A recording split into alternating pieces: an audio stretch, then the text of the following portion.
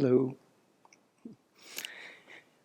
Today I want to talk about the importance of precious human life and what that means and the importance of making the best use of it. There's a few reasons why I picked this topic today, and one is that my sister Sherry passed away recently, and so I've had the suddenness of death on my mind a bit, and how short our lives are. And also, I've been making prayers for her to have a precious human life, rebirth, and thinking about what that means. That making prayers for her to meet with spiritual teachers and practice a path so that she can attain full awakening. So that's what really a precious human life is. Why it's precious is we can use it for that purpose. And also, I came out of winter retreat, so suddenly I heard about this death. Then I really tried to hunker down and do my practice until it was time to go. And then I got in the car with my brother, and silence was over. And we went to a busy airport, planes, another airport, another plane, seeing my brother-in-law who drives us back, and then just going to a funeral and visitation with many people. I bet I talked to 90 people in 4 days, and I had been around 20 people, quiet people, for quite a while, which was really nice. Doing 5 sessions a day as we had been doing. So this made me see about how much distraction we can have in our lives and how that can affect us, because it really went out into a distractive scene. And so when I was a layperson visiting here at the Abbey, I would I tried to visit every month for a while there, and Lam Rim was very new to me. I had for decades been interested in Buddhism, and I had read randomly selected books, trying to do zazen meditation, no guidance, and I didn't have a very clear understanding of the Buddhist worldview and what to practice and what to abandon and how to practice and how to abandon those things. Saying I didn't have a very clear understanding is really understating that. I had felt a real affinity for Buddhism, but I I don't know if I'd ever been around anybody who really knew what it was until I came here. And so hearing about and meditating about the, the three types of practitioners in the Lam Rim, the the small, intermediate, and great scope practitioners, I was reflecting on whether I even had that small scope, that if my motivation was even that big. And what such a person is wanting to achieve with their practice is a fortunate rebirth of human or God realm, and freedom from lower states and suffering of the really the, the unfortunate states. And through this kind of thinking, I saw that I had, and this was I think 2013. I remember it dawning on me that I have this fortunate situation right now. I'm, and I have a precious opportunity to practice the Dharma. And this was the first year I was coming here at the end of the season. I didn't come for the 3 months when it was winter retreat. And I was driving home. I took Venerable Semke in to pick up a car that had got the snow tires put on it. And I remember saying that to her. I realize I have a precious human life now. It's not just something that could be a goal like the lesser scope. And I thought, well, if I don't make good use of it now, what is the use of aspiring to have such a situation in a future life where I would just as likely waste it again? In fact, if I waste this precious human life, then I'm creating the habits for that and not really creating the causes for a new one. So seeing this not only made me want to take advantage of this precious human life, but it gave me great joy in seeing what the opportunity I have. It was like this. And it wasn't always that way. There was a time when I had interest, but I didn't have any guidance. And then it wasn't until I came here and met with Venerable Children and the people coming here that I had a teacher and a community, the residents here and the greater community that comes here. And so having made no progress due to lack of guidance in the past, I really recognized that being able to come to the Abbey was a treasure of an opportunity. And I realized it was my time to get serious about learning and practicing the teachings. And I met a lot of other lay people here when I was coming here. Like we still do, you know. But I met a lot of lay people that would say things like, yeah, I kind of wish I could ordain, but I have this going on or that going on. You know, I have children or I have to take care of my mother. And as I continued to practice and try to prioritize Dharma in my life, I saw that I don't have those obstacles, you know. I'm at a point in my life where if I wanted to ordain, I could, you know. And I spent more time over here. And I did ordain, as you all know. That was years ago.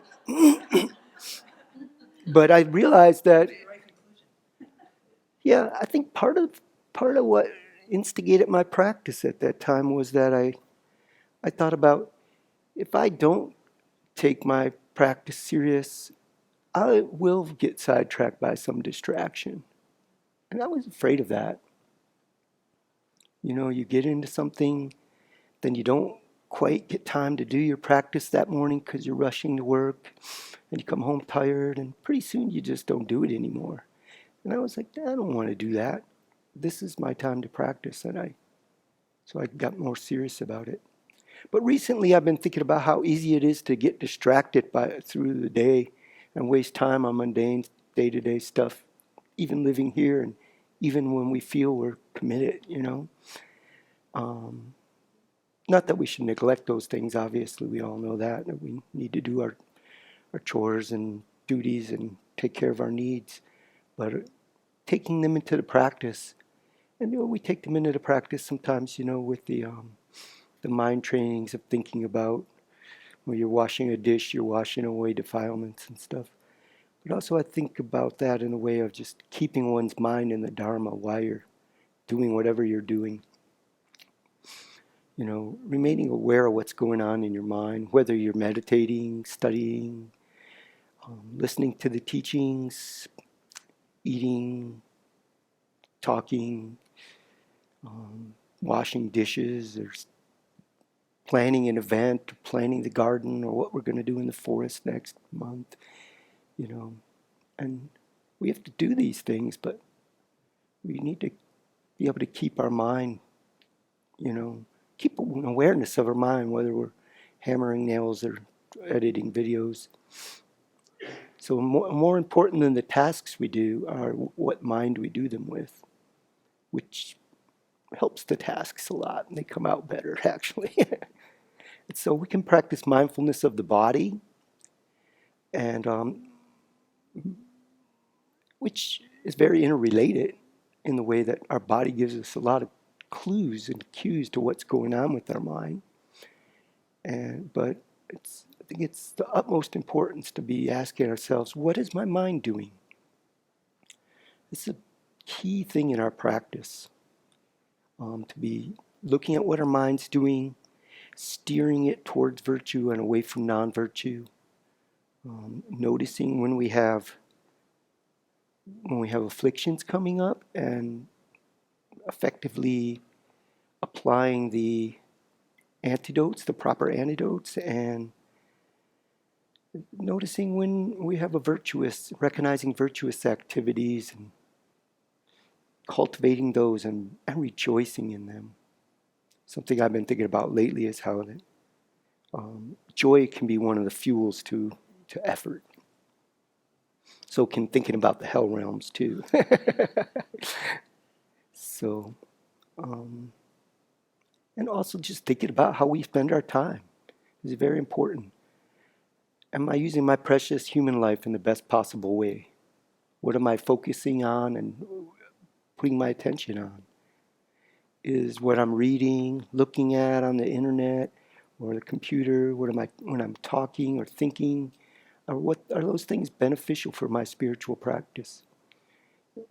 Or is it a distraction that's a waste of my time? And how do these distractions affect my mind? And I've been noticing that distractions aren't necessarily just neutral. They don't just waste some of my time. They keep my mind from being able to, they make it harder for me to be able to focus and have mindfulness, because if I get in the habit of being distracted, I'm not in the habit of being mindful. And I find it good to spend some time thinking about the 8 freedoms and the 10 endowments or 10 fortunes that constitute a precious human life, and considering if we're making the best use of each of them, like looking at them separately. For instance, I'm free from being born, having been born as an animal. And am I making the best use of that freedom? Or am I preoccupied with the same concerns animals are preoccupied with, namely water, food, shelter, sex, defense, status in the pecking order? You know? And I have freedom from having been born as a long-lived God. And am I making the best use of that freedom? Or am I so preoccupied with worldly pleasures, just like those in the God realm, that I don't develop a deep understanding of cyclic existence and the suffering of cyclic existence, and don't create the strong impetus for a strong practice because I'm looking at what makes me happy now, in the moment. And I live where I have access to teachings, guidance, others to practice with, and intact mental faculties, And am I making the most use of that, or am I letting my focus be overtaken by concerns for my day-to-day worldly life? So these are good things to think about. And the topic of precious human life is near the beginning of the Lam Rim. It's about a third of the way through the first volume of the Lam Rim Chemo, and it's a foundation for some of our other later topics. So I want to encourage everyone to reflect on the value of the precious human life, the opportunity we have. I know in my life I haven't always had the opportunity to access the teachings, and haven't always had as strong of motivation to seek it out as I have more recent. So may we really look at these opportunities and rejoice. And may we make the best use of this opportunity and transform our minds and progress along the path so that we can be a best benefit to each and every sentient being.